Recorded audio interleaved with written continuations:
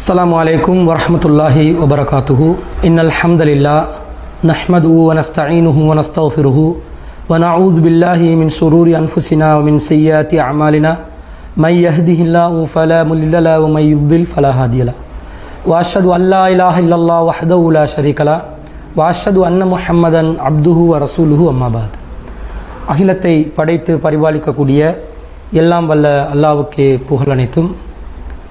அன்பிற்குரிய சகோதரர்களே, சிலோன் தௌஹீத் ஜமாத் ஊடாக வாரந்தோறும் நடைபெறக்கூடிய வாட்ஸ்அப் கேள்வி பதில் நிகழ்ச்சியிலே இன்று நாம் அமர்ந்திருக்கிறோம். இந்த கேள்வி பதில் நிகழ்ச்சியில் சில முக்கியமான கேள்விகள் கேட்கப்பட்டிருக்கிறது. அவற்றுக்கான பதில்களை திருமறை குர்ஆனின் அடிப்படையிலிருந்தும் நபிகள் நாயகம் ஸல்லல்லாஹு அலைஹி வஸல்லம் அவர்களுடைய பொன்மொழிகளிலிருந்தும் உங்களுக்கு தெளிவுபடுத்தலாம் என விரும்புகிறேன். முதலாவது ஒரு சகோதரர் கேள்வி கேட்டிருக்கிறார். அந்த கேள்வி என்னவென்று சொன்னால், ஒரு மிம்பர் மேடையின் படிகள் கட்டாயம் 3ஆகத்தான் இருக்க வேண்டுமா, 3ஐ விட அதிகமாக இருப்பது தவறானதா என்று கேட்குறாங்க. இந்த கேள்விக்கு பதிலை புரிஞ்சு கொள்றதுக்கு முன்னாடி இஸ்லாத்தில் சில அடிப்படைகளை புரிஞ்சு கொள்ளணும். நபிகள் நாயகம் ஸல்லல்லாஹு அலைஹி வஸல்லம் அவர்களுடைய செயல்களை ஒரு 3 விதமாக நாங்கள் பிரித்து பார்க்கலாம். நபிகள் நாயகம் ஸல்லல்லாஹு அலைஹி வஸல்லம் அவர்களுடைய செயல்களை அதை புரிஞ்சு கொள்கிற விதத்தில் 3 வகைகளாக அந்த செயல்களை பிரிக்கலாம். முதலாவது செயல் என்னென்னு சொன்னால், முற்றிலும் வணக்கமாக நபிகள் நாயகம் ஸல்லல்லாஹு அலைஹி வஸல்லம் அவர்கள் செய்த செயல்கள் இபாதத்து, நேரடியாகவே இபாதத்தாக இருக்கும். அதில் எதுவுமே உலக காரியங்கள் சேர்ந்திருக்காது. தெளிவாக புரிஞ்சு கொள்ளலாம், இது இபாதத்து தான் என்று புரிஞ்சு கொள்கிற விதத்தில் சில செய்திகள், அதை வச்சு நாங்கள் இபாதத்தை முடிவு செய்வோம். சில காரியங்கள் எப்படி வரும் என்று சொன்னால், முற்றிலும் உலகம் சார்ந்த செயலாக இருக்கும். அதில் இபாதத் சார்ந்த எந்த ஒரு செயலும் இருக்காது. இப்போ உதாரணமாக சொல்கிறதா இருந்தால், நபிகள் நாயகம் ஸல்லல்லாஹு அலைஹி வஸல்லம் அவர்கள் ஒட்டகத்தின் மீது பயணித்தார்கள் என்று இருக்கும். இது நபிகள் நாயகம் ஸல்லல்லாஹு அலைஹி வஸல்லம் ஏனைய யாருக்கும் தூண்டலை. நீங்கள் பயணிக்கும் பொழுது ஒட்டகத்தின் மீது பயணியுங்கள், அதுதான் சிறந்தது, இப்படி எதுவுமே தூண்டி இருக்க மாட்டாங்க, வலியுறுத்தி இருக்க மாட்டாங்க. நபிகள் நாயகம் ஸல்லல்லாஹு அலைஹி வஸல்லம் அவர்கள் அந்த காலத்தில் எது தனக்கு வசதியாக இருந்துச்சோ, எது உலகத்தில் ஒரு பொருளாக கிடைச்சிச்சோ அதை பயன்படுத்தி கொண்டாங்க. அதனூடாக தன்னுடைய தேவையை பூர்த்தி செஞ்சு கொண்டாங்க. அது அல்லாமல் இப்படி தான் இதை செய்யணும் என்றெல்லாம் சொல்லியிருக்க மாட்டாங்க. அப்படிப்பட்ட உலக காரியங்கள்.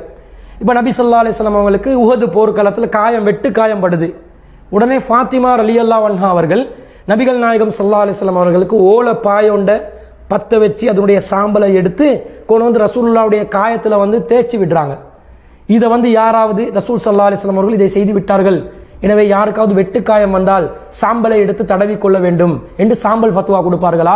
கொடுக்க மாட்டாங்க. எப்படி புரிஞ்சு கொள்வாங்க? அந்த காலத்தில் இருந்த மருத்துவத்தில் அவங்க புரிஞ்சு கொண்டதை நடைமுறைப்படுத்தினாங்க. இது உலகம் காரியத்தை சேர்ந்தது. ஆரம்பத்தில் நான் சொன்னது இபாதத் சார்ந்தது. அது ரசூலா 2 ரக்காத் தொழுந்தாங்கண்டா அது 2 ரக்காத் தொழுந்தாங்கண்டா அது இபாதத்தான், அதில் உலகம் எதுவுமே கலந்திருக்காது. 2வது சொன்னது உலக காரியம். நபிகள் நாயகம் ஸல்லல்லாஹு அலைஹி வஸல்லம் அவர்கள் எங்கேயாவது பயணம் செஞ்சா எதில் பயணம் செஞ்சாங்க, என்ன உடுத்திருந்தாங்க, என்ன சாப்பிட்டாங்க, இதெல்லாம் அவங்களோட தனிப்பட்ட தேவையை கருத்தில் கொண்டு செஞ்சது. இதுக்கு மார்க்கம் சம்பந்தப்படாது. 3வது ஒரு காரியம் இருக்கும். அது எப்படிப்பட்ட காரியம்? அது ஒரு வணக்கமாக இருக்கும், ஆனால் அதில் உலக காரியமும் கலந்துருக்கும். இந்த மாதிரி சில செயல்கள் நபிகள் நாயகம் ஸல்லல்லாஹு அலைஹி வஸல்லம் அவங்களுடைய காரியங்களில் இருக்குது. அப்படிப்பட்ட ஒரு காரியத்துக்கு ஒரு உதாரணம் தான் இந்த மிம்பர் மேடை. நபிகள் நாயகம் ஸல்லல்லாஹு அலைஹி வஸல்லம் அவங்க ஜும்மால உரை நிகழ்த்துறாங்க. இந்த உரை நிகழ்த்துவது என்பது அது இபாதத்து, அது உலக காரியம் இல்லை. ஆனால் அந்த வணக்கத்தை, அந்த இபாதத்தை செய்வதற்காக நபிகள் நாயகம் ஸல்லல்லாஹு அலைஹி வஸல்லம் அவங்க ஒரு மேடையை பயன்படுத்தினாங்க தானே. இந்த மேடையை பொறுத்தளவில் இது இபாதத்தில் அடங்குமா இல்லையா என்றதை அந்த செய்தியை உன்னிப்பாக கவனித்தால் தான் புரியும். இபாதத்தில் அடங்கினா இபாதத்துன்னு அறிவிச்சிடணும். இபாதத்தை அடங்கலைன்னு சொன்னால் இது இபாதத்துக்கு அடங்காதுன்னு அந்த செய்தியை பொறுத்து, அதில் வாசகங்களை பொறுத்து, அதை ரசூலா வலியுறுத்தினாங்களா இல்லையான்றதை பொறுத்து நாங்கள் முடிவு செய்யணும். அந்த வணக்கத்தை செய்வதற்குரிய ஒரு நிபந்தனையாக நபிகள் நாயகம் ஸல்லல்லாஹு அலைஹி வஸல்லம் அவர்கள் அந்த உலக காரியத்தை போட்டால், இப்போ உதாரணமாக சொல்வதாக இருந்தால், ரசூல்லா ஈச்சப்பழம் சாப்பிட்டாங்க.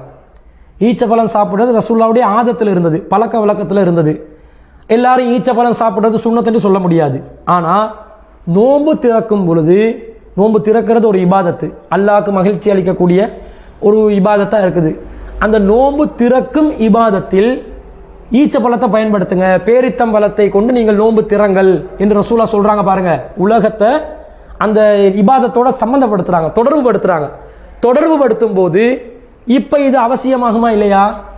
அந்த செய்தியை பொறுத்து ரசூலா சொல்றாங்க, பேரித்தம்பழத்தை கொண்டே நீங்கள் நோன்பு திறங்கள், அது கிடைக்காவிட்டால் தான் தண்ணீரை பயன்படுத்த வேண்டும்.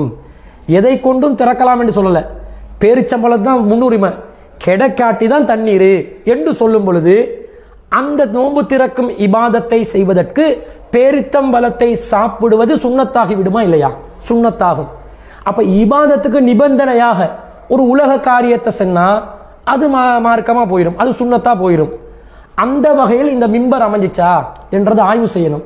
ரசூலுல்லாஹ் ஜும்மா உரை நிகழ்த்துறாங்க. ஜும்மா உரை என்பது இபாதத்து, அதுக்கு மேடை ஒன்றை வச்சிருக்கிறாங்களே, இது அந்த பேரிச்சம்பளம் மாதிரி ஒரு அந்தஸ்தில் இருக்குதா அல்லது ஒரு வசதிக்காக ஏற்படுத்தி கொண்டதா என்பதை அந்த செய்திகளில் இருந்து நாங்கள் புரிந்து கொள்ள கடமைப்பட்டிருக்கிறோம். இந்த மிம்பர் சம்பந்தமாக என்ன செய்திகள் வருது? ஜாபிர் இப்னு அப்துல்லா ரலியல்லாஹு அன்ஹு அவர்கள் அறிவிக்கக்கூடிய ஒரு செய்தி சஹீஹுல் புகாரியில் வருகிறது. அந்த செய்தி சஹீஹுல் புகாரியில் 3584வது செய்தியாக பதிவு செய்யப்பட்டிருக்குது. அந்த செய்தியில் என்ன வருதுன்னு கேட்டால், ஒரு பெண்மணி வந்து கேட்குறாங்க. என்ன கேட்குறாங்க? அண்ணன் நபிய ஸல்லல்லாஹு அலைஹி வஸல்லம் கான யகூமு யௌமல் ஜுமா, ஜும்மாவுடைய நாளில் நபி ஸல்லல்லாஹு அலைஹி வஸல்லம் அவர்கள் நின்று கொண்டிருந்தார்கள், உரை நிகழ்த்துவதற்காக நின்று கொண்டிருந்தார்கள். இலா ஷஜரத்தின் அவ் நஹ்லத்தின், ஒரு மரம் அல்லது ஒரு பேரிச்ச மரத்தின் மீது சாய்ந்தவர்களாக உரை நிகழ்த்துவதற்காக நின்று கொண்டிருந்தார்கள். ஃபகாலத் இம்ராத்தும் மின் அன்சார் மினல் அன்சார், அன்சாரிகளை சேர்ந்து ஒரு பெண் கேட்கிறாள். அவு ரஜுலுன், அல்லது ஒரு மனிதர் கேட்கிறார், யா ரசூல் அல்லாஹ் அலா நஜ்அலு லக மிம்பரன், அல்லாஹ்வின் தூதரே உங்களுக்காக நான் ஒரு மேடையை அமைத்து தரட்டுமா என்று கேட்கிறார். நபி ஸல்லல்லாஹு அலைஹி வஸல்லம் சொல்றாங்க, கால இன் ஷி'தும், நீங்கள் விரும்பினால் அதை செய்து தரலாம் அப்படின்னு சொல்றாங்க. ஃபஜஅலு லஹு மிம்பரன், எனவே மக்கள் எல்லாரும் சேர்ந்து நபிகள் நாயகம் ஸல்லல்லாஹு அலைஹி வஸல்லம் அவர்களுக்காக ஒரு மிம்பரை தயாரித்து கொடுத்தார்கள் என்று சொல்லக்கூடிய செய்தி ஜாபிர் இப்னு அப்துல்லா ரலியல்லாஹு அன்ஹு அறிவிக்கிறாங்க. இந்த செய்தியிலிருந்து என்ன விளங்குது? ரசூலுல்லாஹ் அந்த ஜும்மா உரையை நிகழ்த்த வேண்டும் என்பதற்குரிய ஒரு நிபந்தனையாக மிம்பரை பயன்படுத்தினார்களா அல்லது வசதிக்காக பயன்படுத்தினார்களா என்பதை தெளிவாக அறிந்து கொள்ளலாம். ரசூலுல்லாஹ் ஜும்மாவுடைய உரையில் ஒரு அங்கமாக நிபந்தனையாக மிம்பரை பயன்படுத்தியிருந்தால் ஜும்மா செய்யும் போதே அதை கண்டிப்பாக செஞ்சே ஆகணும் என்று ரசூலுல்லாஹ் முடிவு சொல்லியிருப்பாங்க. மக்கள் தான் ரசூலுல்லாஹ்வுடைய நிலையை பார்த்து, ரசூலுல்லாஹ் சிரமப்படுறதை பார்த்து, மக்களுக்கு மத்தியில் ரசூலுல்லாஹ்வை தனிச்சு விளங்கணும், ரசூலுல்லாஹ் சொல்லக்கூடிய உரை அனைவருக்கும் கேட்கக்கூடியதாக ரசூலுல்லாஹ்வை வெட்டி விலக வைக்கணும் என்பதற்காக மக்கள் தான் கோரிக்கையை வைக்கிறாங்க. அன்சாரிகளில் சேர்ந்த சிலர் தான் கேட்குறாங்க, அல்லாஹ்வின் தூதரே நாங்கள் உங்களுக்கு தயாரித்து தரட்டுமாண்டு. அன்சாரிகள் கேட்ட பிறகுதான் ரசூலுல்லாஹ் நீங்கள் விரும்பினா செய்யுங்கன்றாங்க. கட்டாயம் என்றாங்களா? ஜும்மால உரை நிகழ்த்துவதற்கு மிம்பர் இருக்கணும், இல்லாவிட்டால் ஜும்மா செல்லுபடியாகாது என்பதற்காக மிம்பரை சொன்னாங்களா? கால இன்சேத்தும், நீங்கள் விரும்பினால் செய்து தாருங்கள் என்றுதான் ரசூலுல்லாஹ் சொன்னார்கள். ரசூலுல்லாஹ் அப்படி சொன்ன பிறகு மக்கள் செய்து கொடுத்தார்கள் என்று வருது. அப்ப இதுல இருந்து என்ன விளங்குது? மிம்பர் என்பது ஒரு வசதிக்காக செய்து கொடுக்கப்பட்ட ஒரு விஷயமே தவிர அது இபாதத்தில் ஒரு அம்சமே இல்லை. இபாதத்தில் ஒரு அம்சமா இருந்தாதான் மிம்பரே அவசியம் என்று வருமே தவிர மிம்பரே இபாதத்தில் ஒரு அம்சம் இல்லைன்னு வந்த பிறகு அதுல எத்தனை படி இருக்கணும் என்றதுல அவசியம் இருக்குதா? இத்தனை படி தான் இருக்கணும் என்று சொல்வதற்கு ஏதாவது தேவை இருக்குதா? இல்லை, மிம்பரே தேவையில்லைன்னு வருதே. ஜும்மா உரைக்கு மிம்பர் கட்டாயமானது இல்லை, அது விரும்பினா செஞ்சு கொடுக்கிறது, அது விரும்பினா வசதிக்காக ரசூலுல்லாஹ் நீங்க விரும்பினா செஞ்சு தாங்கண்டாங்க. அப்ப மிம்பரே கட்டாயம் இல்லைண்டாங்கன்னா எத்தனை படி இருக்கணும் என்றது கட்டாயமாகுமா? அது கட்டாயம் இருந்துதான் ஆகணும் என்று வருமா? நீங்க விரும்பினா 2 படி ஆக்குங்க அல்லது ஒரு மேடை ஆக்குங்க, எப்படி வேணாலும் வச்சுக்கொள்ளலாம். நபி ஸல்லல்லாஹு அலைஹி வஸல்லம் அது கட்டாயப்படுத்தலை, அது இப்படி தான் இருக்கணும் என்று சொல்லலை, அது ஒரு நிபந்தனை ஆக்கலை. எனவே மிம்பர்ல மதுஹபுகள் சொல்லுகின்ற விதத்தில் இத்தனை படி தான் இருக்கணும், அத்தனை படி இல்லாட்டி அது மிம்பரே கிடையாது என்று குர்ஆன் ஹதீஸ்ல எந்த ஒரு ஆதாரமும் இல்லை. இன்னும் சொல்ல போனா ரசூல் ஸல்லல்லாஹு அலைஹி வஸல்லம் அவங்க பயன்படுத்தின மிம்பர் எப்படிப்பட்ட ஒரு மிம்பரா இருந்துச்சுன்றத சஹீஹுல் புகாரில 917வது ஹதீஸ் அறிவிக்குது. அது அபு ஹாசிம் இப்னு தீனார் என்று சொல்லக்கூடியவர் அறிவிக்கிறார். நபி ஸல்லல்லாஹு அலைஹி வஸல்லமோட மிம்பர் சம்பந்தமாக ஒரு சர்ச்சை ஏற்படுது. அந்த சர்ச்சை ஏற்பட்ட உடனே சஹல் இப்னு சஅத் ரலியல்லாஹு அன்ஹு அவங்க இந்த மிம்பர் வந்து ரசூலோட எப்படி தயாரிக்கப்பட்டுச்சு, எந்த மரத்தினால் தயாரிக்கப்பட்டுச்சு, இது எல்லாத்தையும் நான் அறிவேன் என்று சொல்லி அந்த செய்தியை சொல்றாரு. சொல்லும் பொழுது அவர் சொல்றாரு பாருங்க, ரஅய்து ரசூலல்லாஹி ஸல்லல்லாஹு அலைஹி வஸல்லம் ஸல்லா அலைஹா, நபிகள் நாயகம் ஸல்லல்லாஹு அலைஹி வஸல்லம் அவர்கள் அந்த மிம்பரின் மீது நின்று தொழுததை நான் பார்த்தேன். வக்கப்பர, தக்பீர் சொன்னதை பார்த்தேன். வஹுவ அலைஹா, அதில் அவர் நின்ற நிலையில் அதில் அவர் இருந்த நிலையில் தக்பீர் சொன்னதை பார்த்தேன். சும்ம ரகஅ வஹுவ அலைஹா, அதில் இருந்த நிலையில் ருக்கு செய்ததை நான் பார்த்தேன். சும்ம நஸலல் கஹ்கரா ஃபஸஜத ஃபி அஸ்லில் மிம்பரி, பிறகு மிம்பர்லிருந்து கொஞ்சம் விலகி கீழே இறங்கி சஜ்தா செய்ததை நான் பார்த்தேன். நின்று தொழும் அளவுக்கு, ருக்கு செய்யும் அளவுக்கு அந்த மிம்பர் இருந்திருக்குது.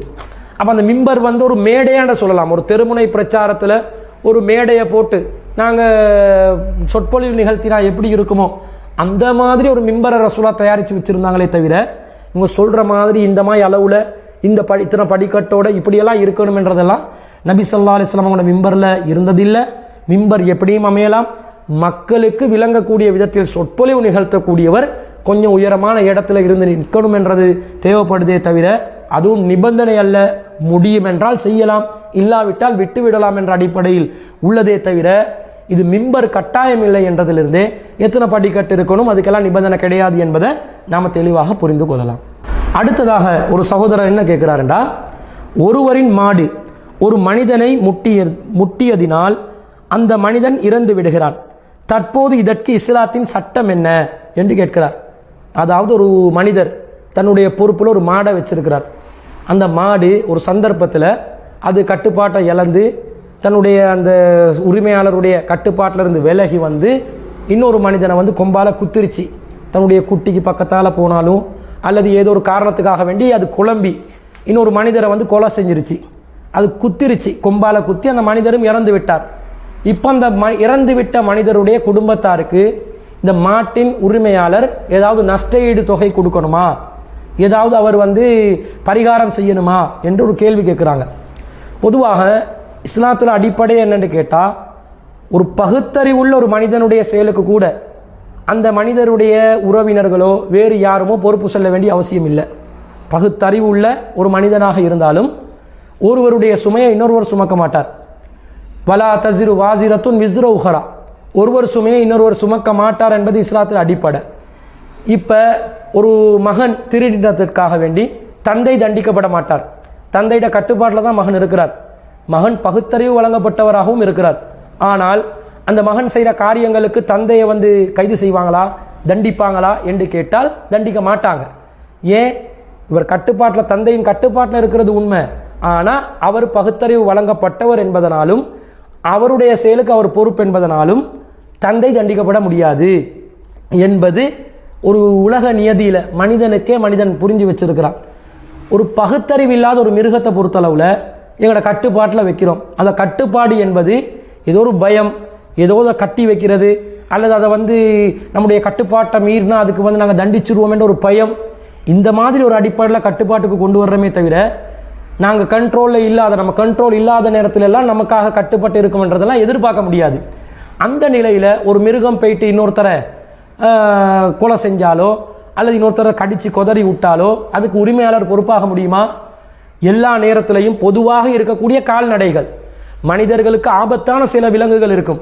அந்த விலங்குகள் ஒருத்தர கட்டுப்பாட்டில் வச்சு அவர் அதில் பொதுபோக்கான நிலையில் இருந்தால் அந்த விலங்கு அதை மீறி ஒரு சிங்க குட்டியை கொண்டாந்து வைக்கிறான் வீட்டில். இது பொதுவாக மனிதர்கள் பழக்கத்தில் வச்சிருக்க ஒன்று இல்லை. அதே நேரத்தில் மனிதர்களுக்கு ஆபத்தான உண்டு. இந்த மிருகம் போய் இன்னொரு மிருகத்தை, இன்னொரு மனிதனை கடித்து அல்லது இன்னொரு மனிதனை கொலை செஞ்சு ஏதாவது பண்ணி போட்டுச்சண்டா அதுக்கு சம்பந்தப்பட்ட அந்த மனிதர் வந்து பொறுப்பு சொல்லணும். ஏன்? அவர் வந்து மனிதர்களுடைய ஒரு நடமாட்டத்தில் இல்லாத ஒரு மிருகத்தை கொண்டு வந்து வச்சதிலே அவர் கூடுதலான கவனம் செலுத்தணும். அது அல்லாத நிலையில் சாதாரண பழக்கத்தில் இருக்கக்கூடிய ஒரு மிருகம், அந்த மிருகத்தை வந்து ஒரு கால்நடை அது மனிதன்ட கட்டுப்பாட்டில் வச்சிருக்கிறான். எந்த நேரமும் 100% அதை கண்காணிச்சுட்டு இருக்க முடியாது என்ற விதத்தில் இருக்கும் பொழுது அந்த மிருகம் போய் இன்னொருத்தரை வந்து முட்டி அவர் கொலை செஞ்சால் அவருக்கு நஷ்டஈடு கொடுக்கலாமா? எந்த நேரம் 24 மணித்தியாலும் ஒரு மிருகத்துக்கு பின்னாடி ஒரு மனுஷனுக்கு இருக்கலாமா? போதிய அளவு ஏற்பாடு செஞ்சு வச்சிருக்கிறார். அதை கட்டுப்பாட்டை மீறி போகுது, மீறி போச்சுன்னா ஒன்றும் பண்ண முடியாது. அதுக்கு வந்து ஒருத்தர் நஷ்டஈடு கொடுக்கப்பட வேண்டிய ஒரு நிலைக்கு வர மாட்டார். இது நாங்கள் சொந்த கருத்தாக சொல்லலை, இதுக்கு நேரடியாக ஹதீஸ் வருது. புகாரியில் 1499வது ஹதீஸில் நபிகள் நாயகம் ஸல்லல்லாஹு அலைஹி வஸல்லம் அவங்க சொல்கிறாங்க, அல் அஜ்மாஉ ஜுபாருன் வல் பிஅரு ஜுபாருன் வல் முஅதினு ஜுபாருன். நபி ஸல்லல்லாஹு அலைஹி வஸல்லம் என்ன சொல்கிறாங்கண்டா, விலங்குகளாலோ கிணற்றின் மூலமாகவோ அல்லது சுரங்கத்தின் மூலமாகவோ ஏதாவது யாருக்காவது பாதிப்பு ஏற்பட்டால் அதுக்கு நஷ்டஈடு கிடையாது. அதுக்கு பரிகாரம் செய்ய வேண்டியது கிடையாது என்று நேரடியாக நபிகள் நாயகம் ஸல்லல்லாஹு அலைஹி வஸல்லம் அவர்கள் சொல்லக்கூடிய செய்தி புகாரில் வருது. அப்போ இந்த செய்தி என்ன சொல்லுது? ஒரு மிருகம், ஒரு மாடு இன்னொருத்தரை தண்ட கட்டுப்பாட்டை மீறி, சொந்தக்காரண்ட கட்டுப்பாட்டை மீறி இன்னொருத்தரை முட்டி கொம்பால குத்தி அதனால் இன்னொருவர் பாதிக்கப்பட்டு இறந்து விட்டாலும் அந்த உறவினர்கள், பாதிக்கப்பட்டவர்களுடைய உறவினர்களுக்கு அந்த மாட்டின் உரிமையாளர் நஷ்டஈடு கொடுக்கறதை எதிர்பார்க்க கூடாது. இது மார்க்கத்தில் உள்ள சட்டம். ஆனால் உலகத்தில் நடைமுறையில் சில வீடுகளில் நாய்களை வளர்ப்பாங்க. அதில் எல்டேஷன் வகையை சேர்ந்த சில நாய்களை வளர்ப்பாங்க வீட்டு பாதுகாப்புக்காக. இப்படி வளர்க்கக்கூடிய நாய்களை யாராவது ஒருத்தன், மூணாவது மனுஷன், அந்த வீட்டு குடும்பத்துக்கு சம்பந்தப்படாத ஒருத்தன் வீட்டுக்குள்ளே அத்துமீறி நுழைஞ்சி அதன் காரணமாக அந்த நாய், வீட்டை பாதுகாப்புக்காக வைக்கக்கூடிய நாய், வளர்க்கக்கூடிய நாய் அந்த மனிதனை கடிச்சிச்செண்டா அதுக்கு இந்த நஷ்டஈடும் கொடுக்க வேண்டியது இல்லை. அதே நேரத்தில் இந்த கட்டுப்பாடை இழந்த வீட்டுக்குள்ளே அடைச்சி வச்ச நாய், எல்டேஷன் வகையை சேர்ந்த நாய் அல்லது பாதுகாப்புக்காக வச்ச நாய் அதை தாண்டி போய் அந்த கட்டுப்பாட்டை மீறி போய் யாராவது ஒருத்தனை கடிச்சு கொதறி விட்டா அதுக்கு கூட இலங்கை இருக்கக்கூடிய நீதிமன்றத்தில் என்ன செய்வாங்க? பரிகாரம் செய்ய சொல்லுவாங்க. ஏண்டா உன் கட்டுப்பாட்டில் நீ ஒழுங்காக வச்சிருக்கணும், அதுக்கு பரிகாரம் செய்யி என்ற மாதிரியெல்லாம் வைப்பாங்க. இது உலக ரீதியான நடைமுறையில் உள்ளது. மார்க்கம் என்ன சொல்லுது? விலங்குகள், ஒருத்தன் கிணத்தை தோண்டி ஒரு குழியை வச்சிருக்கிறான், திறந்து வச்சிருக்கிறான். இன்னொருத்தன் அதை வரும்போது அவன் இடம், சொந்தக்காரனுடைய அந்த காணியை பார்க்கணும், கவனிக்கணும், அது பாதையாண்டு பார்த்துடணும். அது இல்லாமல் அவனா தடுக்கி விழுந்துட்டான்னு சொன்னால் அதுக்கு அந்த கிணத்தை வெட்டினவனுக்கு பொறுப்பு இல்லை. ஒரு சுரங்கத்தை வெட்டி வச்சுக்கிறான் அவனோட தேவைக்காக வேண்டி. அது தெரியாமல் ஒருத்தன் அதில் விழுந்து அதில் காயப்படுறான். அதுக்கெல்லாம் நஷ்டஈடு தொகையை கொடுக்க வேண்டியது இல்லை. அது சம்பந்தப்பட்ட அந்த மூணாவது நபர் அதில் கவனம் செலுத்தி அவனோட பாதையை, அவனோட பயணத்தை அமைச்சு கொள்ளணுமே தவிர இந்த கிணத்தை வெட்டினவன் அவனுடைய தேவைக்காக வெட்டிய கிணறு ஒருத்தனை படுகுழியில் தள்ளுறதுக்காக இல்லை, தண்ணீர் தேவைக்காக வச்சது. இன்னொருத்தனை அதில் தடுக்கி கவனமற்ற நிலையில் விழுந்தால் அதுக்கு சொந்தக்காரன் பொறுப்பில்லை என்ற மாதிரி இந்த செய்தி சொல்றதுனாலையும், அது விலங்குகளுக்கும் அது அந்த சட்டம் பொருந்தும் என்று நபி ஸல்லல்லாஹு அலைஹி வஸல்லம் அவர்கள் சொல்றதுனாலையும், ஒரு மாடு குத்தினதுனால ஒருத்தர் இறந்து விட்டார், அந்த இறந்த மனுஷனுக்கு நஷ்டஈடு கொடுக்கப்பட வேண்டியதில்லை என்பதுதான் மார்க்கத்தின் தீர்ப்பாக இருக்கிறது. அடுத்ததாக ஒரு சகோதரர் ஒரு கேள்வி கேட்கிறாரு. திருடனின் கையை வெட்ட வேண்டும் என்று அல்லாஹ் திருக்குர்ஆனில் கூறுகிறான். எவ்வளவு பெருமதியான பொருளை திருடினால் கையை வெட்ட வேண்டும்? புகாரியில் 6783வது ஹதீஸ், அற்பமான கயிற்றை திருடினாலும் கையை வெட்ட வேண்டும் என்று உள்ளது. இப்போதைய காலத்தில் எதை அற்பமாக நாம் கருதுகிறோமோ அதை திருடினாலும் கையை வெட்டணுமா? மேலும் வலது கையை வெட்டணுமா, இடது கையை வெட்டணுமா? ஆதாரத்துடன் விளக்கம் தரவும் என்று ஒரு நல்ல ஒரு கேள்வியை கேட்டிருக்கிறாங்க. பொதுவாக நாம் முஸ்லீம் சமூகத்தில் திருடனுடைய கை வெட்டப்பட வேண்டும் என்று நாங்கள் புரிஞ்சு வச்சிருக்கிறோம். அந்த திருடனுடைய கையை பொறுத்தளவில் அது 5வது அத்தியாயத்தில் 38வது வசனத்தில் வஸ்ஸாரிக்கு வஸ்ஸாரிகத்து ஃபக்தஉ ஐதியஹுமா பிமா கஸப, திருடனும் திருடியுடைய கைகளை வெட்டுங்கள் அவங்க செஞ்சதன் காரணமாக, நகாலம் மினல்லா, இது அல்லாவிடம் இருந்துள்ள ஒரு தண்டனை, வல்லாஹு அசீசுன் ஹக்கீம், அல்லாஹ் அறிந்தவன் மிகைத்தவன் என்று அல்லாஹ் சொல்றான். திருடியுடைய கை வெட்டப்பட வேண்டும் என்று இஸ்லாம் சொல்லுது. இதை தனிநபர் செய்ய முடியாது, ஒரு அரசாங்கம் செய்த வேலை. ஒரு அரசாங்கத்தில் அதிகார பொறுப்புல யார் இருக்கிறாங்களோ அவர்கள் இஸ்லாமிய குற்றவியல் சட்டத்தை நடைமுறைப்படுத்த வேண்டும் என்று அந்த சட்டத்தில் அரசாங்கத்தில் வச்சிருந்தால் இந்த சட்டத்தை அமுல்படுத்துவாங்க. தனி நபர்கள் எல்லாம் என்ன செய்ய முடியாது, இந்த சட்டத்தை அமுல்படுத்த முடியாது. அப்படி புரிஞ்சு கொள்ளக்கூடாது. நபிகள் நாயகம் ஸல்லல்லாஹு அலைஹி வஸல்லம் காலத்தில் இஸ்லாமிய அரசாங்கம் தான், கவர்மெண்ட் தான் என்ன செஞ்சிச்சு, திருடனுடைய கையை வெட்டிச்சு. தனி நபர்களுக்கு யாருக்கும் வெட்டுறதுக்கு அதிகாரம் கொடுக்கப்படலை. அப்படி வெட்டுறதா இருந்தால் அது எந்த அளவிலான பொருளுக்கு வெட்டணும், அதனுடைய அளவுகோல் என்ன, எத்தனை பொறுமதியான ஒரு சொத்தை அவர் திருடினால் வெட்டணும் என்றதை தான் அந்த கேள்வியாக கேட்குறாரு. அந்த கேள்வியுடைய முதல் அம்சம். சில செய்திகள் வருது, எப்படி வருதுன்னு கேட்டால் திருடனே கை வெட்டணும் என்று வருது. ஆனால் எந்த அளவு வெட்டணும் என்றதை சில செய்திகள் நமக்கு சொல்லுது. பாருங்க, நபிகள் நாயகம் ஸல்லல்லாஹு அலைஹி வஸல்லம் அவங்க சொன்னதாக ஆயிஷா ரலியல்லாஹு அன்ஹா அறிவிக்கிறாங்க, துக்த உல் யது ஃபி ருபுஇ தீனாரின் ஃபஸாஹிதன், ஒரு திருடனுடைய கை 1/4 தீனாருக்காக வேண்டி வெட்டப்படும்.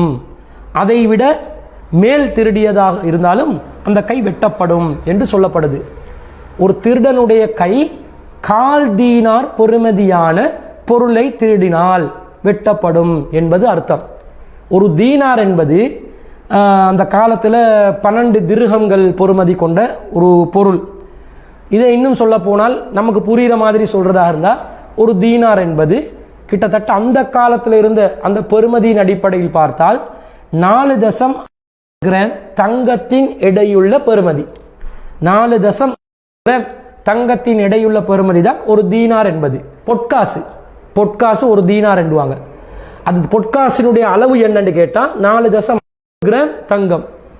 கிட்டத்தட்ட இலங்கையிட மதிப்புக்கு நாம் எடுத்தோம் என்று சொன்னால் ஒரு கிராம் பவுன் 12,500 ரூபாய் என்று நாங்கள் எடுத்தால் 4 தசம் என்றது கிட்டத்தட்ட ஒரு 50,000 60,000 போன்ற ஒரு பொறுமதி உள்ள ஒரு பொருளை குறிக்கும். இந்த ஹதீஸில் எப்படி சொல்லப்படுது? கால் தீனார் என்று சொல்லப்படுது. அதில் 4ல் 1 என்று சொன்னால் 60,000 என்று சொன்னால் 15,000 ரூபாய் என்ற மாதிரி பொறுமதியான பொருளை யாராவது திருடினால் அவருடைய கை வெட்டப்படணும் என்று அர்த்தம் இந்த ஹதீஸின் படி. இதே ஆயிஷா ரலியல்லாஹு அன்ஹா அவங்க அறிவிக்கிறாங்க. நான் இப்போ சொன்ன ஹதீஸ் சஹீஹுல் புகாரியில் 6789வது ஹதீஸாக பதிவு செய்யப்படுது. இன்னும் ஒரு ஹதீஸ் எப்படி வருதுன்னு கேட்டால் அன்னை ஆயிஷா சித்திகா ரலியல்லாஹு அன்ஹா அறிவிக்கிறாங்க. அன்ன யதஸ்ஸாரிகி லம் துக்தா அலா அஹதின் நபி ஸல்லல்லாஹு அலைஹி வஸல்லம் இல்லா ஃபீ சமனி மிஜன்னின் ஹஜஃபத்தின் அவ் துர்சின். நபிகள் நாயகம் ஸல்லல்லாஹு அலைஹி வஸல்லம் அவர்களுடைய காலத்தில் ஒரு திருடனுடைய கை வெட்டப்படவில்லை. எதற்காகவே தவிர தோல் கேடயம் அல்லது தோல் கவசத்தின் விலை மதிப்புள்ள ஒரு பொருளுக்காகவே தவிர ஒரு திருடனுடைய கை வெட்டப்பட்டதில்லை என்று சொல்லப்படுது. அன்னை ஆயிஷா சித்திகா ரலியல்லாஹு அன்ஹா சொல்றாங்க, ஒரு திருடனுடைய கை வெட்டப்படுவதாக இருந்தால் தோல் கவசம் அல்லது தோலில் செய்யப்பட்ட ஒரு கேடயம் அதனுடைய பெருமதி வாய்ந்ததாக இருந்தால்தான் ஒரு திருடனுடைய கை வெட்டப்படும் என்றாங்க. இதுதான் ரசூலுல்லாஹ்வுடைய காலத்துடைய நடைமுறை. ஒரு செய்தியில் வருது கால் தீனார் என்று வருது. அதாவது ஒரு தீனார் என்பது 4 தசம் கிராம் தங்கம். அதில் கால்வாசி என்று சொன்னால் கிட்டத்தட்ட 1.06 போல வருது. இலங்கை காசு மதிப்புக்கு பார்த்தா ஒரு 15,000 ரூபாய் போல வருது. மற்ற ஹதீஸ்ல என்ன வருது?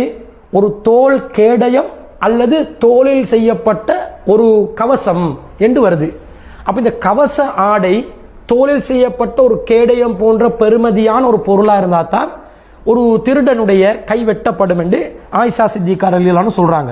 இன்னொரு செய்தி அறிவிப்புல, அதாவது புகாரியில, இந்த செய்தி புகாரில 6792வது செய்தியா வருது.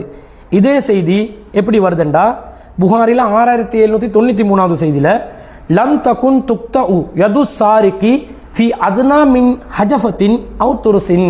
நபிகள் நாயகம் ஸல்லல்லாஹு அலைஹி வஸல்லம் உடைய காலத்துல தோல் கவசத்தை விட தாழ்ந்த பொருளுக்காக ஒரு திருடனின் கரம் துண்டிக்கப்பட்டதில்லை.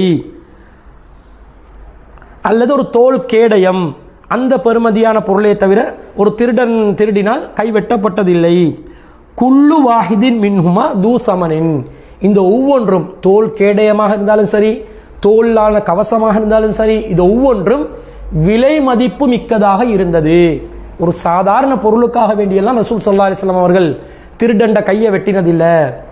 அப்போ இந்த விலை மதிப்புள்ள பொருட்களாக இருந்தால்தான் நபிகள் நாயகம் ஸல்லல்லாஹு அலைஹி வஸல்லம் அவர்கள் கைகளை வெட்டினதாக வருது. அதனுடைய மதிப்பை பற்றி நபிகள் நாயகம் ஸல்லல்லாஹு அலைஹி வஸல்லம் அவங்கள தொட்டு ஒரு செய்தி வருது.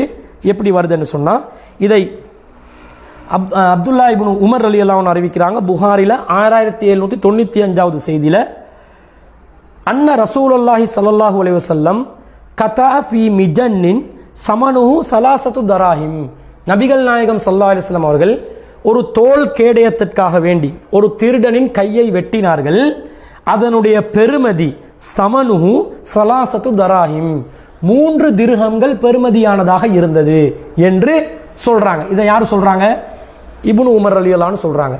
அப்ப இந்த தோல் கேடயத்துக்காகவே தவிர திருடண்ட கை வெட்டப்பட்டதில்லை என்று ஒரு குறைந்தபட்ச ஒரு பெருமதியை சொன்னாங்களே, அதனுடைய பெருமதியின் விலை என்ன? 3 திர்ஹம்கள், ஸலாஸத்து தராஹிம், 3 திர்ஹங்கள் என்றாங்க. ஒரு திர்ஹம் என்று சொன்னா நபிகள் நாயகம் ஸல்லல்லாஹு அலைஹி வஸல்லம் அவங்களுடைய காலத்துல கிட்டத்தட்ட 3.6 கிராம்களை கொண்டதுதான் ஒரு திர்ஹம் என்பது. இப்ப இதுல வருது 3 திர்ஹம் என்று வருது. 3 திர்ஹம் என்று வந்தா 10.8 கிராம் வெள்ளி காசு. அதான் திர்ஹமுடைய அளவு. திர்ஹம் என்றா வெள்ளி காசு, தீனார் என்றா பொற்காசு. தீனாருடைய அளவு படி பார்த்தா 4.25 கிராம் வருது. திர்ஹமுடைய அளவு படி பார்த்தா 10.8 கிராம் வெள்ளி என்று வருது.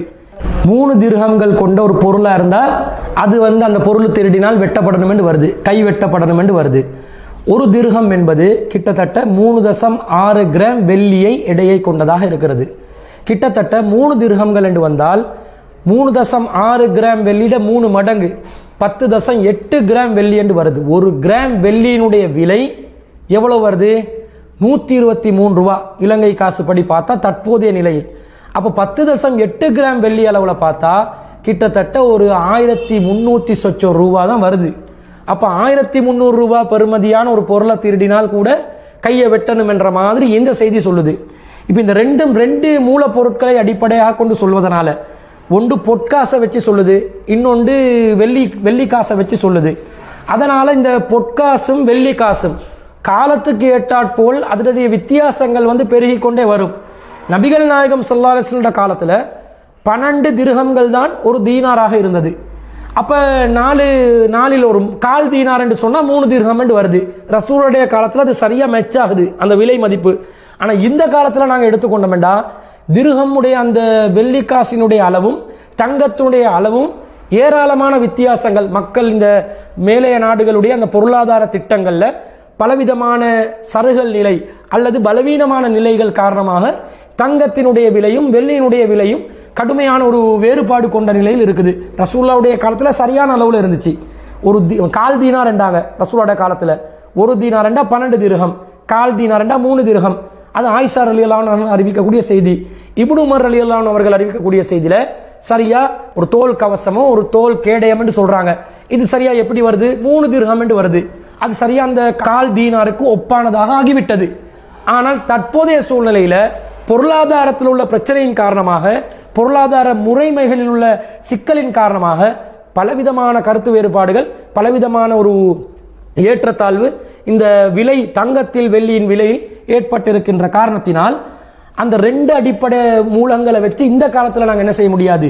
அந்த அடிப்படையை தீர்மானிக்க முடியாது.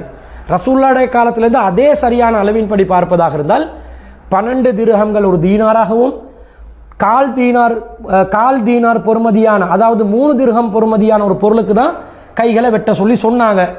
அப்போ அந்த பொற்காசின் அடிப்படையில் பார்த்தால் 2 விதமான ஏற்றத்தாழ்வு இருப்பதனால இந்த காலத்தில் நபிகள் நாயகம் ஸல்லல்லாஹு அலைஹி வஸல்லம் அவர்கள் சொன்ன அடிப்படையில் அந்த 2 மூலப்பொருட்களையும் அடிப்படையாக கொண்டு அதனை முடிவு செய்யாமல் ஒரு தீனாரை அடிப்படையாக வச்சு அந்த முடிவு எடுக்கலாம் பேணுதலுக்காக வேண்டி.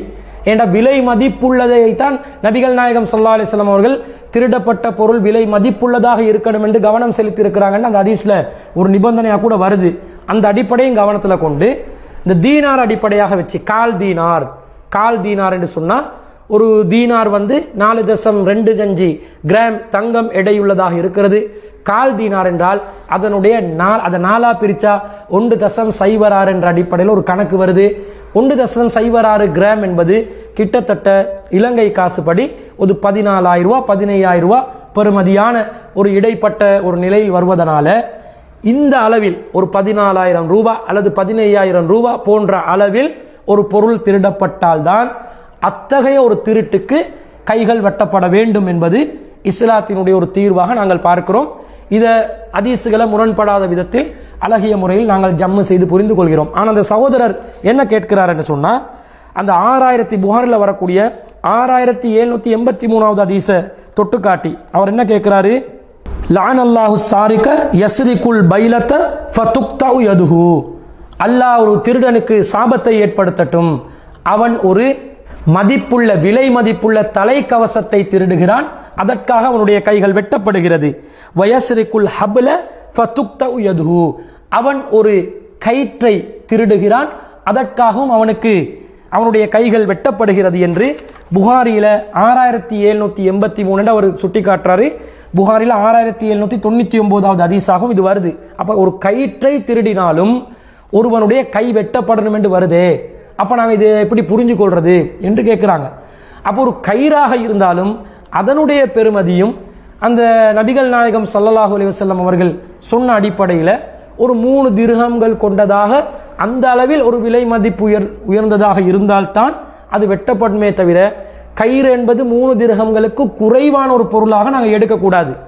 3 திர்ஹங்களுக்கு மேலான ஒரு கவச ஆடையையும் அல்லது 3 திர்ஹங்கள் ஒரு பெருமதியான ஒரு கயிறையும் அவர் திருடினால் அவருடைய கைகள் வெட்டப்படணும் என்பதுதான் ஏனைய ஹதீஸுகளையும் ஒருங்கிணைத்து நாங்கள் எடுக்கக்கூடிய முடிவாக எடுக்கணுமே தவிர விலை மலிந்த நிலையில் 3 திர்ஹம்களுக்கு குறைந்த நிலையில் ஒரு கயிறாக நாங்கள் அதை எடுத்துக்கொள்ளக்கூடாது என்பது அந்த ஹதீஸுகளில் இருந்து நாங்கள் என்ன செய்யணும், புரிஞ்சு கொள்ளணும். அந்த அடிப்படையில் அந்த கால் தீனார் பொற்காசு, அதாவது ஒரு தங்கத்தில் பெறுமதியை அடிப்படையில் ஒரு 14,000 ரூபாய் அல்லது 15,000 ரூபாய் பெறுமதியை கொண்டு ஒரு பொருளை திருடினால் கை வெட்டணும் என்ற முடிவுக்கு நாங்கள் வரணும். எந்த கையை வெட்டணும் என்று கேட்குறாங்க.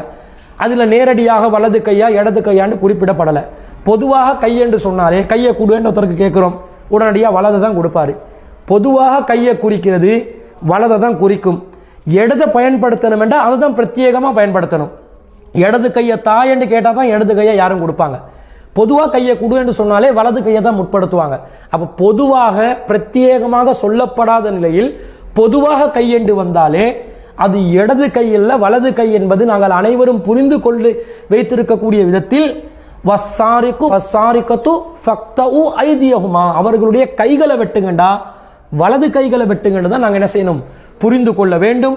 இடது கையண்டா பிரத்யேகமாக அது என்ன செய்யும், வரும் என்ற அடிப்படையில் வலது கையை தான் முதலில் வெட்டப்படும் என்பதையும் இஸ்லாத்தின் அந்த குர்ஆன் ஹதீஸுடைய அடிப்படையிலிருந்து நாங்கள் சொல்லிக்கொள்ள விரும்புகிறோம். அடுத்ததாக என்ன கேள்வி கேட்கப்படுதுண்டா, அலி ரலியல்லாஹு அன்ஹு அவர்களுக்கு கண் நோய் இருந்தது, அதில் நபிகளார் அலியின் கண்களில் உமிழ்ந்தார்கள், அவருக்கு உடனே அது சுகமாகியது என்று புகாரியில் 2942வது ஹதீஸ் சொல்கிறது.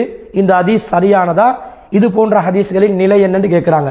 உங்கள் அனைவருக்கும் தெரியும், ஹைபர் போர் அன்று நபிகள் நாயகம் ஸல்லல்லாஹு அலைஹி வஸல்லம் அவர்கள் அந்த நாளுக்கு முன்பதாக சொற்பொழிவு நிகழ்த்துறாங்க. நாளைய தினம் நான் ஒருவருடைய கையில் ஒரு கொடியை கொடுப்பேன், அந்த கொடி யாருடைய கையில் கொடுக்கப்படுகிறதோ அவருக்கு அல்லாஹ் தஆலா வெற்றி அளிப்பான் அப்படின்னு நபி ஸல்லல்லாஹு அலைஹி வஸல்லம் சொல்றாங்க. லா ஊதியன்னர் ராயத ரஜுலன் யஃப்தஹுல்லாஹு அலா யதைஹி, ஒரு நபருக்கு நான் இந்த படையின் கொடியை கொடுத்து விடுவேன், அல்லாஹ் அவருடைய கரத்தால் வெற்றியை நமக்கு தருவான் என்று சொல்லி நபிகள் நாயகம் ஸல்லல்லாஹு அலைஹி வஸல்லம் அவங்க சொல்றாங்க. அப்ப எல்லா சஹாபாக்கள் அது யார் என்றெல்லாம் பேசிக்கொள்றாங்க. அடுத்த நாள் நபி ஸல்லல்லாஹு அலைஹி வஸல்லம் ஐனா அலி எங்கன்னு கேட்குறாங்க.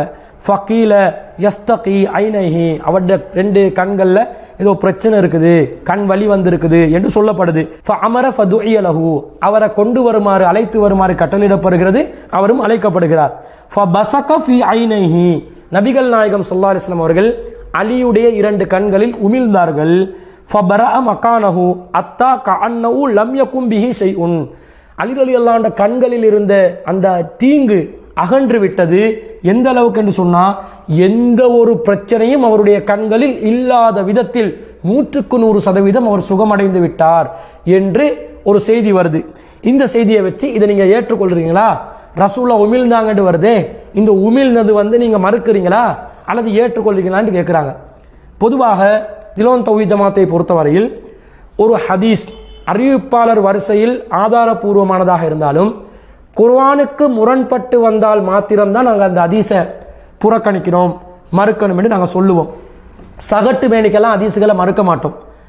நாங்கள் மனோ இச்சையின் அடிப்படையிலெல்லாம் ஹதீஸுகளை மறுக்க மாட்டோம். ஹதீஸுகள் ஆதாரபூர்வமான அறிவிப்பாளர் வரிசையில் வந்தால் அது வஹீயுடைய ஒரு அம்சம்தான்.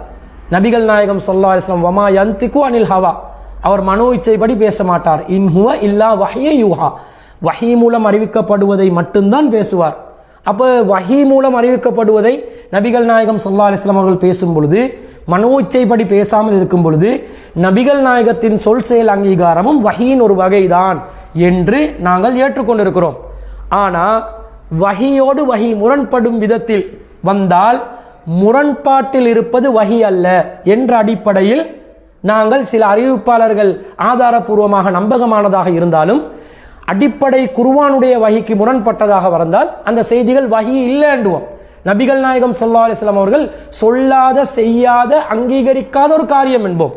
அதுக்கு காரணம் திருமறை குர்ஆன். திருக்குர்ஆன் என்ன சொல்லுது? அஃபலா யததப்பருனல் குர்ஆன், இந்த குர்ஆனை நீங்கள் சிந்தித்து பார்க்க மாட்டீர்களா? வலவ் கான மின் இந்தி கைரில்லா, இது அல்லாஹ் அல்லாதவர்களிடமிருந்து வந்திருந்தால் ஃபவஜது ஃபீ இக்திலாஃபன் கஸீரா, அதிலே பல முரண்பாடுகளை அவர்கள் கண்டிருப்பார்கள். அல்லாஹ் அல்லாதவர்களிடமிருந்து வரக்கூடிய செய்தியில் தான் முரண்பாடுகள் வரும். அல்லாவிடமிருந்து வரக்கூடிய செய்தியா இருந்தா குர்ஆனும் வஹீதான், ஹதீஸும் வஹீதான், 2 அல்லாஹ் கிட்ட இருந்து வந்திருக்குது, அவன் முரண்படாது, ஒன்று கொண்டு முரண்படாது என்பது அல்லாஹ் நமக்கு கற்றுத்தந்தது, அல்லாஹ் நமக்கு சொல்லி தந்த அடிப்படை. அந்த அடிப்படையில் நம்பகமான அறிவிப்பாளர்கள் வந்தாலும் குர்ஆனுக்கு முரண்படக்கூடிய நிலையில் வந்தால் அந்த செய்திகளை தான் நாங்கள் என்ன செய்யணும், தட்டி விடணும் என்று சொல்லுவோமே தவிர சகட்டு மேனிக்கு ஹதீஸ் என்று நிரூபணமான ஒன்றை நாங்கள் தூக்கி வீசுவோமா? குர்ஆனுக்கு முரண்பட்டு வந்திருக்கணும். இது எங்க குர்ஆனுக்கு முரண்பட்டுச்சு? நபிகள் நாயகம் ஸல்லல்லாஹு அலைஹி வஸல்லம் அவர்கள் ஒரு நபி என்ற வகையில் அவருக்கு பல மூஜிசாத்கள் வழங்கப்பட்டிருந்தது, பல அற்புதங்கள் நிகழ்த்தி இருந்தார்கள். சஹாபாக்களுடைய அந்த காலத்தில் சஹாபாக்களுக்கு ஏற்படுகின்ற பல இன்னல்களின் போது அல்லாஹ்வுடைய அனுமதியுடன் அல்லாஹ்வுடைய அங்கீகாரத்துடன் சில அற்புதங்களை நிகழ்த்தி சில பரிகாரங்களை நபிகள் நாயகம் ஸல்லல்லாஹு அலைஹி வஸல்லம் அவர்கள் செய்திருக்கிறார்கள், அற்புதங்களை நிகழ்த்தி இருக்கிறார்கள். அந்த வகையில் ஒரு அற்புதமாக இதை நாங்கள் எடுப்போமே தவிர இது மறுக்கிறதுக்கு என்ன இருக்குதுன்னு கேட்கிறோம். ரசூலுல்லாஹ்க்கு அந்த அற்புதம் இருக்குது, அந்த அதிகாரத்தை அல்லாஹ்வுடைய அனுமதியுடன் அல்லாஹ் செய்து கொடுத்திருக்கிறான் என்பதை நாங்கள் ஏற்றுக்கொண்டு இருக்கும் பொழுது இதை எதுக்கு மறுக்கணும்? நபிகள் நாயகம் ஸல்லல்லாஹு அலைஹி வஸல்லம் அவர்கள் நபி என்ற வகையில் அல்லாஹ்வுடைய சிறப்பு அனுமதியுடன் சில காரியங்களை நிகழ்த்துவார்கள். அப்படி அல்லாஹ்வுடைய அனுமதி கிடைக்கப்பட்ட ஒரு காரியமாக இந்த அற்புதத்தை நாங்கள் ஏற்றுக்கொள்றோமே தவிர இதுல மறுக்கிறதுக்கு எந்த ஒரு அம்சமும் இல்லை. நாங்கள் சில செய்திகளை மறுத்திருப்போம், அது ஏற்றுக்கொள்ளக்கூடிய நிலையில் யாராவது விளக்கம் தான் ஏற்றுக்கொள்வோம். சாலிம் என்று சொல்லக்கூடிய இளைஞருடைய செய்தியில ஒரு வயதுக்கு வந்த தாடி வளர்ந்த ஒரு பருவ வயதை அடைந்த ஒரு இளைஞனுக்கு பால் கொடுக்குமாறு நபி ஸல்லல்லாஹு அலைஹி வஸல்லம் அவர்கள் கட்டளை இட்டதா வந்தா அதை ஏற்றுக்கொள்ளலாமா? தாய் மகன் என்ற உறவு அதனால் வருமா? ஒரு வயசுக்கு வந்த ஒரு இளைஞன் இன்னொரு பெண்ணுடன் பால் குடிக்கலாமா? பாலை பசியை போக்குவதற்காக வேண்டி ஒன்றுக்கு மேற்பட்ட தடவைகள் மார்பகத்தின் வழியாக பால் குடிக்கக்கூடிய ஒரு நிலையை நபிகள் நாயகம் ஸல்லல்லாஹு அலைஹி வஸல்லம் அவர்கள் இஸ்லாத்தில் வழிகாட்டுவாங்களா? வழிகாட்ட மாட்டாங்க. அது ஆபாசமா இருக்குது, அது ஒரு அசிங்கமா இருக்குது, நடைமுறைப்படுத்த முடியாம இருக்குது, இதை ஏற்றுக்கொள்ள முடியாம இருக்குது. வியாக்கியானம் என்ற பேர்ல கறந்து கொடுத்தாங்க, அப்படி இல்லை இப்படி இல்லை, பெரியவர்களுக்கு பால் புகட்டுவதற்கு ஹதீஸ் இருக்குதுன்னெல்லாம் எங்கேயோ சுத்துறாங்க. ஆனா அடிமனசு ஏற்றுக்கொள்ளுதா? தாய் மகன் உறவு ஏற்படணுமா? ஒரு அந்நியனை நம்ம குடும்பத்தில் மனைவி விட சொந்தமாக்குறதா இருந்தால் நம்ம மனைவி கிட்ட பால் குடிக்க வச்சா அது சொந்தமாகிடும் என்ற மாதிரி ஒரு கருத்து வருது. இது உங்க குடும்பத்தில் எடுத்து பாருங்களேன். உங்களோட மனைவியுடைய நிலையிலிருந்து நீங்க எடுத்து இந்த பேசுங்களேன், இதை ஏற்றுக்கொள்வீங்களா? ஏற்றுக்கொள்ள மாட்டீங்க. இது போன்ற அடிப்படைகளில் உள்ள சில செய்திகள் குர்ஆனுடைய அடிப்படைக்கு மாற்றமாக, நபியின் நற்குணங்களுக்கு மாற்றமாக, இஸ்லாத்தின் வழிகாட்டலுக்கு மாற்றமாக வந்தால் நாங்கள் மறுப்போமே தவிர சகட்டு மேனிக்கு ஹதீசுகள் எல்லாம் மறுப்பது கிடையாது. நாங்கள் இதுவரை காட்டிலும் சில ஹதீசுகளை மறுத்திருப்போம், குர்ஆனுக்கு முரண்படுவதாக சொல்லி மறுத்திருப்போம். அத்தகைய செய்திகள் குர்ஆனுக்கு முரண்படவில்லை என்று நியாயமான அறிவுபூர்வமான குர்ஆனுடைய அடிப்படையில் ஹதீஸின் அடிப்படையில் ஒருவருக்கு விளக்கம் சொல்லுங்க, வாபஸ் வாங்கி கொள்றதுக்கு தயாரா இருக்கிறோம். ரசூலுல்லாஹ்வுடைய நிரூபிக்கப்பட்ட நபி வழியை மறுக்கணும் என்ற கொள்கையில நாங்கள் இருக்கிறோமா? அதை பாதுகாக்கிற கொள்கையில இருக்கிறோமா? அதை பாதுகாக்கிறதுக்கு விரல் அசைத்தார்கள் என்று வருது ஹதீஸ். இதுக்காக எவ்வளவு ஏச்சு பேச்செல்லாம் வாங்கியிருப்போம். 11 ரக்காத் ரசூலா தொழுந்தாங்க வந்ததுக்காக வேண்டி எவ்வளவு ஏச்சு பேச்சுக்கள் அடி உதைகளை வாங்கியிருப்போம். சுன்னத்தை நிலைநாட்டுற கூட்டமே தவிர சுன்னத்தை மறுக்கிற கூட்டம் கிடையாது. ஆனால் சுன்னத் என்ற பெயர்ல வந்த செய்திகள் குர்ஆனுக்கு மாற்றமா இருந்தா அதை தூக்கி கடாசுறதுக்கு நாங்கள் தயங்க மாட்டோம். அத்தகைய ஒரு நிலையில இந்த ஹைபர் போர்க்களம் சம்பந்தப்பட்ட இந்த செய்தி வரவில்லை. அத்தகைய நிலையில் இந்த செய்தி இல்லை. இது நபிகள் நாயகத்துக்கு ஒரு சிறப்பு சலுகையாக, நபிகள் நாயகத்துக்கு வழங்கப்பட்ட ஒரு மூஜிசாவாக, ஒரு அற்புதமாக நாங்கள் ஏற்றுக்கொண்டிருக்கிறோம். அத்தகைய ஏராளமான அற்புதங்களை நாம் ஏற்றுக்கொண்டுதான் இருக்கிறோம் என்ற அடிப்படையில் இந்த ஹதீஸை நாங்கள் ஏற்றுக்கொள்றோம். ரசூலுல்லாஹ்வுடைய இறை தூதர் என்ற தன்மைக்கு சிறப்பாக வந்த ஒரு செய்தியாகவே இதை நாங்கள் பார்க்கிறோம். எனவே இந்த ஹதீஸை மறுப்பதற்கு எதுவும் இல்லை என்பதை கூறிக்கொண்டு இன்றைய தினத்திற்கான வாட்ஸ்அப் கேள்வி பதில் நிகழ்ச்சியில் குர்ஆன் ஹதீஸ் அடிப்படையில் பல செய்திகளுக்கு நாங்கள் விளக்கம் சொல்லியிருக்கிறோம். இதற்கு மாற்று கருத்து சொல்லக்கூடியவர்கள் இருந்தாலும் அதை நம்முடைய கவனத்துக்கு கொண்டு வரலாம், மீள் பரிசீலனை செய்வதற்கு தயாராக இருக்கிறோம். குர்ஆனை ஹதீஸை அதனுடைய அசல் வடிவத்தில் பின்பற்றுவதுதான் நம்முடைய நோக்கமே தவிர மனோ இச்சையை பின்பற்றுவது நம்முடைய நோக்கம் கிடையாது. வல்ல ரஹ்மானுடைய சத்திய மார்க்கத்தை அழகிய முறையில் பின்பற்றி அதன் அடிப்படையில் வாழ்ந்து மரணிப்பதற்கு நம் அனைவருக்கும் வல்ல ரஹ்மான் அருள் புரிவானாக என்று கூறிக்கொண்டு விடைபெறுகிறேன். வாஹிர் தாவானா அல்ஹம்துலில்லாஹி ரப்பில் ஆலமீன்.